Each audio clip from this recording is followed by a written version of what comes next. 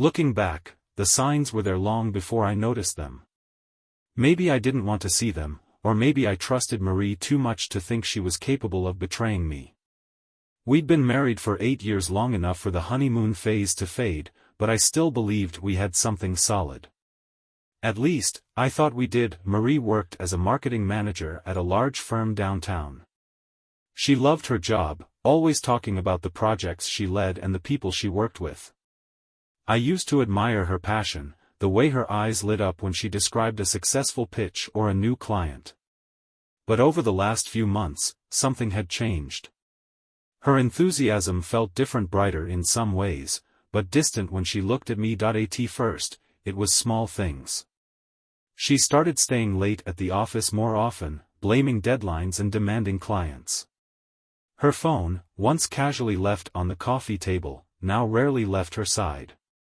When I asked about the late nights, she brushed it off with a smile, promising it was just part of the job. I wanted to believe her. I needed to believe her. Then Zachary entered the picture. I remember the first time she mentioned him. We were having dinner, and she casually dropped his name while talking about a new campaign her team was working on. "Zachary's got some great ideas," she said, her eyes lighting up in a way that made my chest tighten. "He's new, but you can tell he's going places." I nodded, pushing down the flicker of unease that sparked in my gut. It was normal to admire a coworker's talent, I told myself. But as weeks passed, his name came up more and more, always with that same glimmer in her eyes. "He's so creative," she'd say. Or, "Zachary really knows how to think outside the box." At first, I tried to ignore the jealousy creeping into my thoughts. But the late nights at the office became more frequent, and the way she guarded her phone made my pulse quicken with suspicion. I caught her smiling at texts that she quickly swiped away, her laughter softer, more private than before. One night, as we lay in bed, I turned to her, my chest heavy with unspoken questions. "Marie, is everything okay between us?" She rolled onto her side, her eyes meeting mine with a hint of surprise. "Of course," she replied, her smile soft but distant. "Why would you ask that?" "I don't know. You've been working so much lately. It feels like we don't see each other as much anymore." She reached over and placed her hand on my chest, her fingers warm against my skin. "It's just a busy season at work, Enoch. Don't worry, things will settle down soon." I wanted to believe her. I wanted to trust the woman I'd shared my life with for so many years. But the doubt lingered, a whisper at the back of my mind that refused to be silenced. That I didn't know it then, but the foundation of our marriage had already begun to crack. And soon, the truth would tear it apart. The days that followed my conversation with Marie felt like walking through a fog of uncertainty. Her words had been reassuring, but something in her eyes lingered in my mind, a flicker of something I couldn't quite name. Doubt, perhaps. Or guilt that I told myself I was overthinking things. Every marriage had its ups and downs, right? Maybe the late nights and guarded phone were just the side effects of a demanding career. I wanted to believe that. I needed to believe that, but the unease clung to me, growing heavier with each passing day. One Friday evening, Marie came home later than usual. The clock read 10:30 by the time I heard the faint click of her heels against the hardwood floor. I sat in the living room, the television playing some documentary I'd long since stopped paying attention to. "Hey," she called softly, setting her purse down by the door. "Late night?" I asked, keeping my voice casual despite the tightness in my chest. She slipped off her coat, her fingers lingering a moment too long at the collar. "Yeah, Zachary and I had to finalize the campaign presentation for Monday. He's such a perfectionist, you wouldn't believe how much time we spent going over the details." There it was again. His name. Casual as always, but something about the way her lips curved when she said it made my pulse quicken. "Must be a great teammate," I replied, testing the waters. "He is," she said with a faint smile. "Honestly, I don't know what I'd do without him sometimes." Her words hung in the air, heavier than she seemed to realize. I forced a smile and turned back to the television, pretending her words hadn't settled like a stone in my chest. That night, sleep came slowly. I lay beside her, listening to the soft rhythm of her breathing, my thoughts tangled in a web of suspicion and denial. I wanted to believe her. I wanted to trust that the woman beside me still belonged to the life we'd built together, but doubt has a way of seeping into the cracks of even the strongest foundations. The following afternoon, while Marie was in the shower, her phone buzzed on the nightstand. I glanced toward the bathroom door, the sound of running water masking any chance of her hearing. My heart pounded in my chest as I reached for the phone, hesitation clashing with the need for answers. The screen lit up with a message: Zachary, thinking about last night. Can't wait to see you again. My breath caught in my throat. I stared at the screen, the words blurring as adrenaline coursed through my veins. Last night. Before I could read more, the water shut off abruptly. Panic seized me as I quickly set the phone back down and stepped away from the nightstand, my heart hammering so loudly I could hear it in my ears. Moments later, Marie stepped out of the bathroom, towel wrapped around her body, steam trailing behind her like a veil. She smiled as she caught my gaze. "What's with that look?" I forced a smile, my pulse still racing. "Nothing. Just thinking." Her eyes lingered on mine for a moment longer before she moved to the dresser, humming softly as she picked out her clothes. I watched her, my thoughts spinning with questions I couldn't bring myself to ask. Who had she been with last night? And why was Zachary thinking about it? I swallowed hard, the weight of suspicion settling deep in my chest. The cracks in our marriage had just widened, and now, there was no turning back. The message from Zachary echoed in my mind for days, playing on a loop that refused to be silenced. Thinking about last night. Can't wait to see you again. The words clung to me like a weight I couldn't shake, suffocating every moment I spent with Marie. That I tried to act normal, tried to pretend I hadn't seen the message. But every glance, every touch, felt like a test. I watched her more closely now, studying the way she moved through our home as if searching for something hidden beneath the surface. That Sunday morning, I sat at the kitchen table, my coffee cooling in my hands as Marie moved around the kitchen with effortless grace.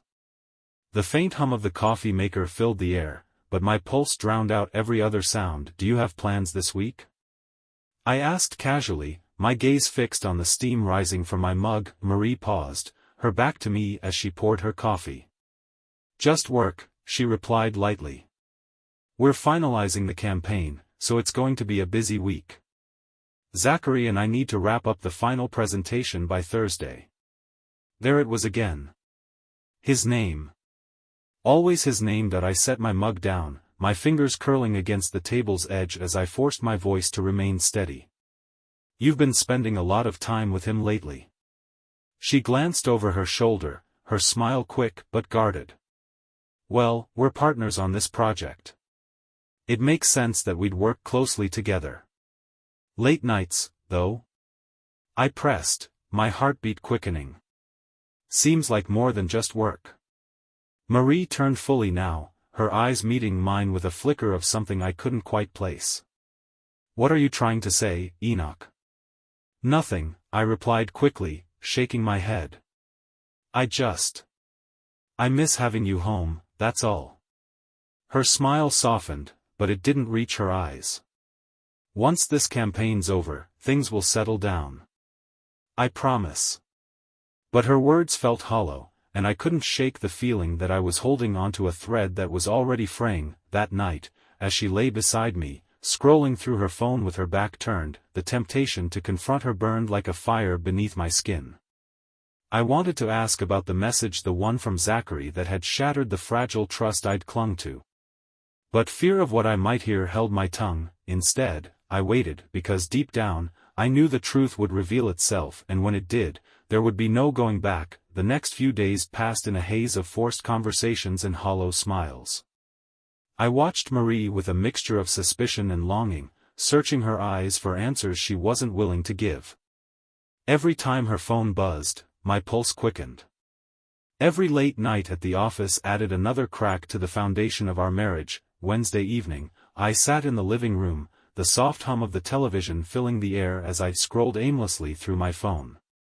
The clock ticked past 9, then 10, but Marie still hadn't come home. She'd sent a brief text earlier working late with Zachary. "Don't wait up." I clenched my jaw as the words burned in my mind. Around midnight, headlights swept across the window, and moments later, the front door creaked open. I stayed on the couch, my pulse steady but heavy as Marie stepped inside. She paused when she saw me, surprise flickering across her face before she masked it with a quick smile. "You're still up?" she asked, slipping off her heels with practiced ease. "Couldn't sleep," I replied, my voice calm despite the tension coiling in my chest. She moved toward the kitchen, setting her purse on the counter. "We finally wrapped up the campaign," she said lightly. "Zachary and I stayed late to finalize the presentation." There it was again. Zachary and I. Always together. Always late. I stood, my pulse quickening as I approached her. "It seems like you and Zachary have been spending a lot of time together lately." Marie turned, her smile flickering just slightly before she recovered. "Well, we're partners. It's part of the job." "Partners," I repeated, the word heavy in my mouth. I studied her carefully, the faint flush on her cheeks, the way she smoothed her blouse as if brushing away invisible creases. "And last night? Was that part of the job too?" Her eyes widened just slightly, but she quickly masked it with a soft laugh. "What are you talking about?" I stepped closer, my gaze locked onto hers. "I saw the message, Marie. From Zachary." Her smile froze. For a heartbeat, the room felt suspended in time, silent, tense, waiting. "What message?" she asked carefully. "The one where he said he was thinking about last night. That he couldn't wait to see you again." Marie's breath hitched as her fingers curled against the edge of the counter. But then, just as quickly, she straightened, her smile returning with a sharp edge. "You went through my phone?" "I didn't have to," I shot back. "It lit up right in front of me." She shook her head, her eyes flashing with something between anger and defiance. "You're making something out of nothing, Enoch. Zachary and I are friends, colleagues. There's nothing more to it." "Then why didn't you mention last night?" I pressed, my voice rising despite myself. "Why the secret messages? Why the late nights that always involve him?" Marie stepped closer, her eyes locking onto mine with a sharp intensity. "Because I knew you'd react like this," she snapped. "Jealous. Suspicious. Always looking for something that isn't there." My pulse pounded as her words hit harder than I expected. But beneath her anger, I saw the flicker of guilt she couldn't quite hide. "I want the truth, Marie," I said, my voice rough with the weight of everything I hadn't said. "Tell me what's really going on." For a moment, she just stood there, her breath uneven, her eyes searching mine as if weighing whether the truth was worth the fallout. But instead of answering, she turned away, and in that moment, I knew the worst was still to come. Marie's silence echoed louder than any words could. Her back was to me now, shoulders tense as if holding something back. "Marie," I said, stepping closer. "I need to know the truth." She turned slightly, her eyes meeting mine with a mixture of defiance and something else, fear, maybe. "There's nothing to tell, Enoch," she replied, her voice soft but strained. "Then why can't you look me in the eye?" I pressed, pulse pounding, her lips parted as if to speak, but instead, she shook her head and grabbed her purse. "I'm going to bed," she murmured, brushing past me without another word. I stood frozen as her footsteps faded down the hall, the weight of unspoken truths pressing against my chest. But I wasn't done searching for answers, not yet. The next day unfolded beneath a haze of doubt. Marie moved through the house as if nothing had changed, her smile quick and her laughter light. But beneath the surface, tension crackled between us, unspoken, undeniable. I watched her carefully, searching for the cracks in her facade, but she kept her distance, her phone always within reach, her gaze guarded. That evening, she stood by the mirror in our bedroom, applying lipstick with slow precision. Her blouse clung to her figure in a way that left no doubt she wanted to be noticed. My pulse quickened as I stepped into the room, leaning against the doorway. "Another late night?" I asked, Keeping my voice calm despite the fire burning beneath my skin, she glanced at me through the mirror, her smile carefully composed. "There's a networking event downtown. It's important for the campaign. Is Zachary going?" Her hand faltered for just a moment before she set down the lipstick and turned to face me. "Why does it always come back to him, Enoch?" "Because you never stop mentioning him," I shot back. "And because I'm not blind. I see the way you look at him, the way you smile when his name comes up." Marie stepped forward, her eyes sharp with a mixture of anger and something else, something I couldn't quite place. "You're imagining things," she said firmly. "Zachary is my colleague. That's all." "Then prove it," I replied, stepping closer until only a breath of space separated us. "Cancel tonight. Stay home with me." Her gaze flicked away, just for a moment, but it was enough. "I can't," she murmured. "This event is important." Without waiting for my response, she grabbed her purse and moved past me, her heels clicking against the hardwood floor. The front door closed with a soft finality that echoed through the house, leaving me standing alone in the silence she'd left behind. My pulse pounded in my ears as I stared at the empty doorway. The doubt that had clung to me for weeks now burned hot beneath my skin, too heavy to ignore. I grabbed my keys. This time, I wouldn't sit back and wait for the truth to find me. I was going to find it myself. I followed Marie's car from a distance, heart pounding with each turn she took. My hands gripped the steering wheel tighter than necessary, but I couldn't loosen my grip, not now. Headlights flickered against the wet pavement as rain began to fall, soft at first, then heavier, blurring the city lights into streaks of color. Marie drove with purpose, bypassing the downtown district where she claimed the networking event was being held. My breath hitched as she turned onto a quieter street lined with boutique hotels and upscale bars, places that whispered of secrets and fleeting encounters. I kept my distance as she pulled into the parking lot of a boutique hotel. My pulse hammered in my chest as I watched her step out, her heels clicking against the pavement as she adjusted her coat.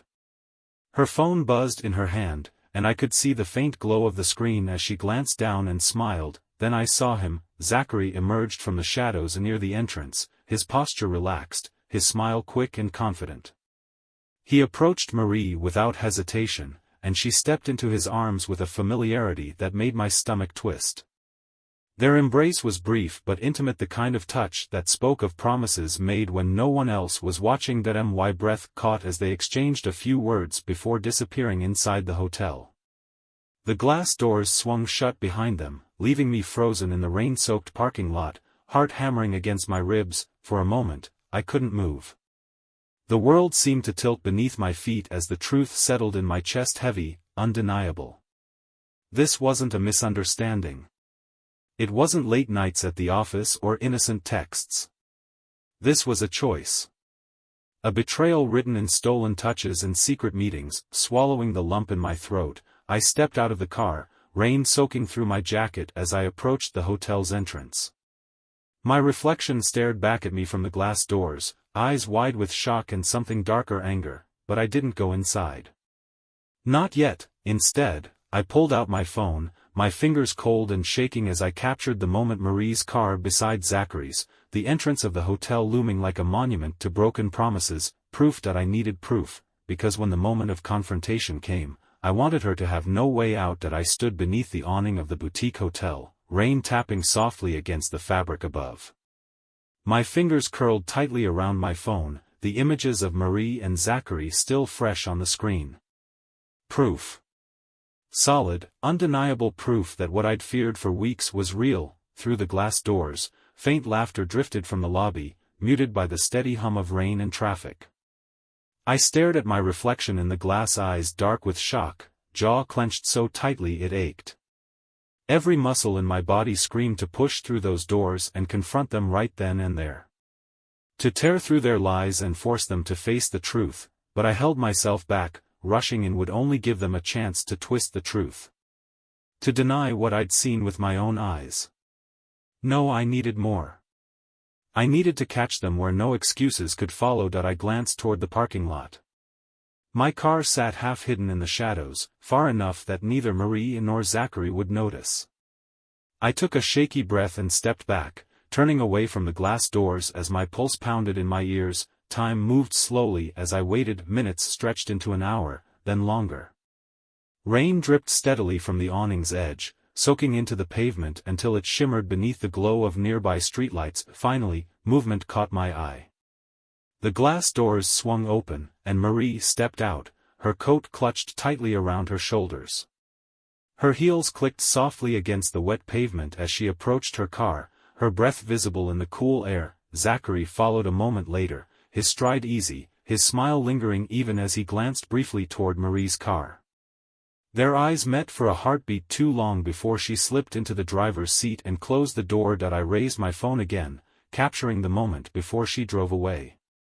Zachary watched her go, hands in his pockets, his expression unreadable as the taillights vanished into the night. Then he turned and disappeared back into the hotel. I stood still, heart pounding so hard it felt like my ribs might crack beneath the pressure. My breath fogged in the air as I lowered the phone, fingers trembling against the cold metal frame. This wasn't suspicion anymore. It wasn't doubt, this was the truth, and soon, Marie would have no choice but to face it. I drove home in silence, the weight of what I'd witnessed pressing against my chest like a stone. Rain tapped against the windshield, the faint hum of the engine the only sound breaking the heavy stillness inside the car. My phone rested on the passenger seat, the images I'd captured burning in the back of my mind. Marie stepping into Zachary's arms, their lingering glances, the way she disappeared into that hotel like it was the most natural thing in the world. By the time I pulled into the driveway, the rain had slowed to a soft drizzle. I sat there for a moment, gripping the steering wheel as I tried to steady my breathing. The confrontation was coming. I could feel it like electricity in the air before a storm. But not yet. Not tonight. The house was dark and still when I stepped inside, the faint hum of the refrigerator the only sound greeting me. I stood in the entryway, letting the silence settle around me as my pulse gradually slowed.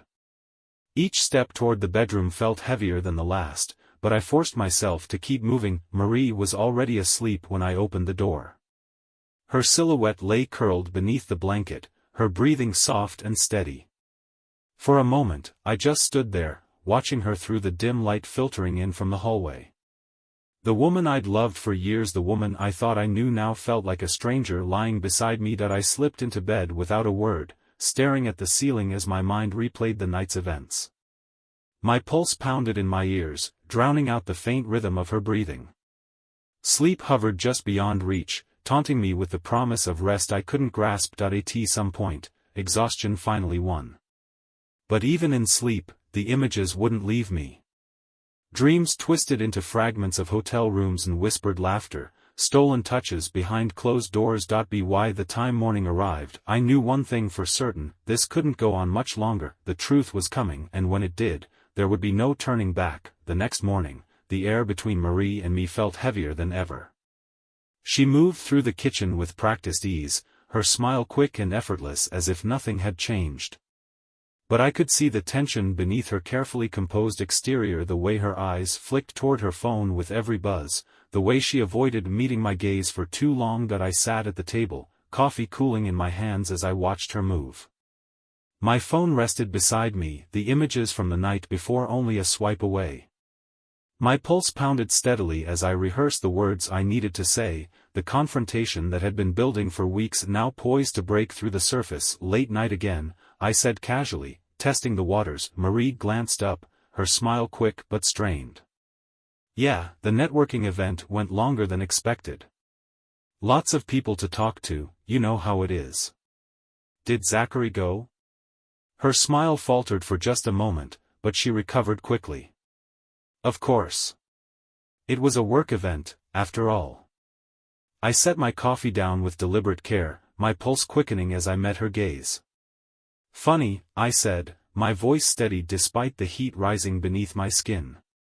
Because I saw you last night. At the hotel. Marie froze, her fingers tightening around the coffee mug as her eyes locked onto mine. For a moment, The world seemed to narrow to just the two of us, the air between us crackling with unspoken words, with the weight of everything she thought I didn't know. She began, but I cut her off before she could find the lie. Don't, I said, my voice sharper than I intended. Don't try to explain it away. I saw you with him, Marie. I saw the way you looked at each other, the way you— I stopped, the words catching in my throat before I could finish. Marie's eyes widened, her breath hitching as she stepped back from the counter. You followed me? She asked, her voice low with something that hovered between shock and anger. I had to, I replied, my pulse pounding against my ribs. Because you wouldn't tell me the truth. So I found it myself. Silence hung heavy between us, thick with the weight of words we couldn't take back. Marie's fingers trembled against the mug, her knuckles white as she clutched the ceramic as if it could anchor her to something solid. How long? I asked, my voice rough with the strain of holding myself together. How long has it been going on? Marie's lips parted, but the words didn't come. Her eyes flicked toward the floor, and for the first time, I saw the truth written in the way her shoulders sagged, the way her breath hitched as she tried to find the words that would hurt the least. Enoch, she began, but the words faltered. Tell me the truth, I demanded, stepping closer until only a breath of space separated us. No more lies. No more excuses. Just tell me. Marie's breath shuddered as she looked up, her eyes shimmering with tears she hadn't yet allowed to fall. A few months, she whispered, her voice barely audible. The air seemed to leave the room all at once, the weight of her confession settling into my chest like a stone. A few months, I repeated, the words hollow in my mouth. My pulse pounded in my ears as I stepped back, needing space, needing air. Enoch, I never meant— Don't, I cut her off, shaking my head as I took another step back. Don't say you didn't mean to hurt me. You knew exactly what you were doing every time you left this house. Every time you lied to my face. Tears slipped down her cheeks now, silent and unbidden, but I couldn't bring myself to care. Not when the weight of her betrayal pressed against my chest with every breath I took. Silence fell between us again, heavy and suffocating. The distant hum of the refrigerator and the faint patter of rain against the window were the only sounds that filled the space between our ragged breaths. Finally, I turned away, my hands clenched at my sides as I forced myself to stay calm. I need some air, I muttered, moving toward the front door before she could stop me. As I stepped outside, the cool morning air hit my face, sharp and bracing against the heat that burned beneath my skin. My pulse pounded in my ears as I stood on the porch, staring out at the quiet street beyond. The confrontation had begun, but the storm was far from over. The air outside was crisp, biting against my skin as I stood on the porch, breath fogging in the cold morning air. My heart pounded so fiercely that I could feel it in my throat, every beat a painful reminder of what I'd just heard. A few months. The words echoed in my mind, each repetition heavier than the last. Behind me, the faint sound of Marie's muffled sobs drifted through the closed door, but I couldn't bring myself to go back inside. Not yet. I needed distant space to breathe without the weight of her presence suffocating me. Minutes passed, then longer. My thoughts swirled like leaves caught in a storm, images of late-night texts, stolen glances, the hotel door closing behind them. Every memory now carried the bitter aftertaste of betrayal. Finally, I turned back toward the house, pulse steadying as determination settled in my chest. The confrontation wasn't over, not by a long shot. I stepped inside, the warmth of the house contrasting sharply with the cold that clung to my skin. Marie stood near the kitchen table, her arms wrapped tightly around herself, eyes red and swollen from tears. She looked up as I entered, her breath hitching as our eyes met. Enoch, sit down, I interrupted, my voice firm despite the tremor beneath the surface. We're going to finish this conversation. She hesitated, her gaze searching mine as if looking for a lifeline. Finding none, she lowered herself into the chair and clasped her hands together on the table. I sat across from her, the distance between us feeling wider than ever. Why? I asked, the single word sharp as a blade. Marie's breath shuddered as she glanced down at her hands. I don't know, she whispered. It just happened. Zachary and we connected in a way I didn't expect. At first, it was just work late nights, long hours, but somewhere along the way, things crossed a line. Crossed a line? My voice rose despite myself, anger simmering just beneath the surface. You didn't just cross a line, Marie, you shattered everything we built. Every time you lied to me, every time you chose him, you made a choice. Tears slipped down her cheeks as she shook her head. I never meant to hurt you. But you did, I shot back, the words sharp with the weight of everything I'd held inside. Every time you looked me in the eye and lied, you hurt me. And now, I have to live with the knowledge that the woman I loved, the woman I trusted, chose someone else. Marie covered her face with her hands, shoulders shaking as sobs racked her body. But the sight of her tears did nothing to ease the ache in my chest. Silence stretched between us, broken only by the faint hum of the refrigerator and the distant sounds of the world beyond the window. My pulse slowed, the fire of anger cooling into something heavier, something harder to define. Finally, I leaned forward, resting my elbows on the table as I met her gaze. I need to know one thing, I said quietly. Was it just sex, or was there more? Marie's breath hitched as she wiped her tears, her eyes shining with unshed emotion. I don't know, she admitted.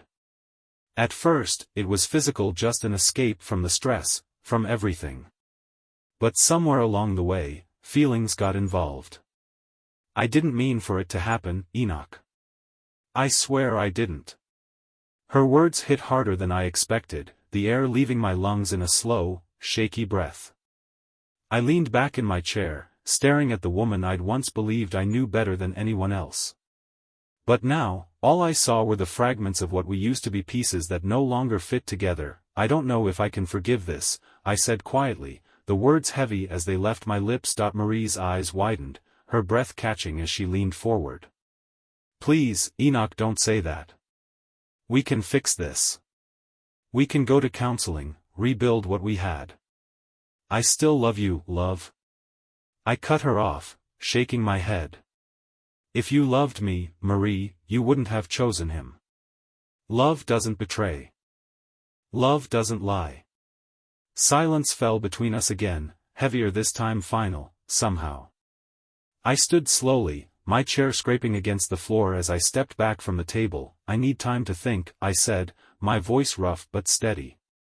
But right now, I don't know if there's anything left to save. Marie's breath hitched as she rose to her feet, eyes pleading as she reached for my hand. But I stepped back before she could touch me. Without another word, I turned and walked down the hallway, my footsteps echoing in the silence. As I closed the bedroom door behind me, I leaned against it for a moment, my breath coming in shallow bursts as the weight of everything settled on my chest. The confrontation was over, but the hardest part was yet to come. The hours after the confrontation passed in a haze. I sat alone in the bedroom, staring at the faint cracks in the ceiling as if they could somehow mirror the fractures spreading through my life. Marie's confession echoed in my mind. At first, it was physical, but somewhere along the way, feelings got involved. Each word felt like a fresh wound, raw and unhealed. From the other side of the door, I could hear the faint sound of her footsteps pacing the hallway, the floorboards creaking softly beneath her uncertain steps. Once or twice, she paused outside the door, as if considering whether to knock. But the silence stretched on, unbroken. Night fell slowly. The distant hum of traffic outside faded into the stillness of the house, leaving only the soft tick of the clock on the wall. My thoughts swirled with questions I couldn't answer. How had we come to this?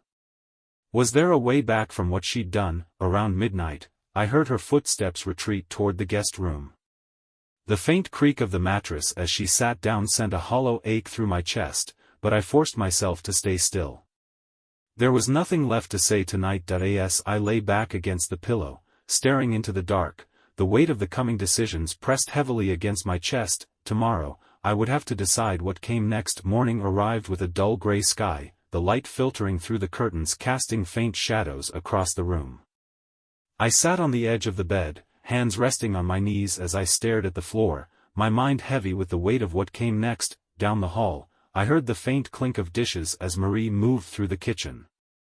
The sound felt foreign now, too normal, too routine, for the storm that had torn through our lives the night before. For a moment, I considered staying in the bedroom, delaying the inevitable. But the time for avoidance had passed. Stepping into the hallway, I found Marie at the kitchen counter, her fingers curled around a coffee mug as she stared out the window. She turned as I approached, her eyes searching mine with a mixture of hope and fear. "Morning," she said softly, her voice tentative. "Morning," I replied, my pulse steady despite the ache in my chest. I leaned against the counter, the silence stretching between us like a chasm. Finally, I spoke. "We need to talk." Marie set the mug down and faced me fully, her hands gripping the edge of the counter as if bracing for impact. "I know," she whispered. "I've been thinking all night about what I said, about what I did. I know I've broken your trust, Enoch. But I still love you." "Love?" The word tasted bitter on my tongue. "Marie, love doesn't sneak around. Love doesn't lie, especially not with someone else." Tears welled in her eyes, but I forced myself to stay firm. "I need to know one thing," I continued. "If Zachary hadn't gotten involved, would this have still happened?" Her breath hitched as she searched my face, her answer hovering on the tip of her tongue.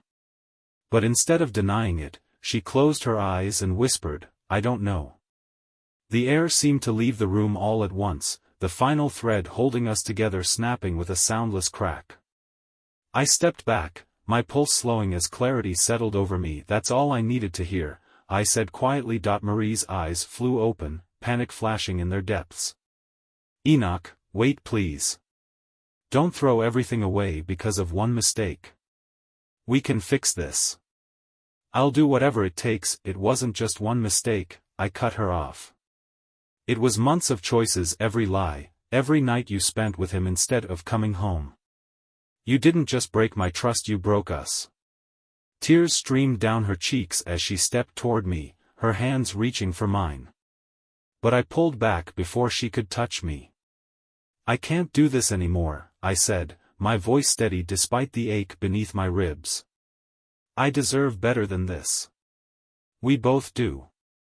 Marie's breath hitched as she covered her mouth with her hands, shoulders shaking with silent sobs. But I turned away, each step toward the hallway feeling heavier than the last. Pausing at the bedroom door, I glanced back one final time. "Goodbye, Marie." The words hung in the air as I stepped into the bedroom, closing the door softly behind me. The decision had been made. Now, all that remained was to move forward. The air felt heavier as I packed my suitcase, each item a reminder of what we'd built and what we'd lost. Marie stood in the doorway, silent tears streaking her face as she watched. "Please, Enoch," she whispered. "Don't leave like this." I paused, gripping the suitcase handle tightly. "I have to," I replied, my voice steady despite the ache in my chest. "We can't come back from this." Her breath hitched, but I stepped past her without looking back. The front door loomed ahead, each step toward it feeling lighter, freer. I paused at the threshold, taking one last breath of the home that had become a stranger's house. "Goodbye, Marie," I said softly, then stepped outside. The door closed behind me with a finality that echoed through the still morning air. This chapter was over. The street was quiet as I walked to my car, suitcase in hand. Each step felt lighter, the weight of betrayal slowly slipping from my shoulders. I paused before opening the door, glancing back at the house one last time. The memories, both good and bad, lingered in the air, but they no longer held me. Sliding into the driver's seat, I started the engine and gripped the wheel. As I pulled away from the curb, I whispered to myself, "This is the beginning." And I didn't look back.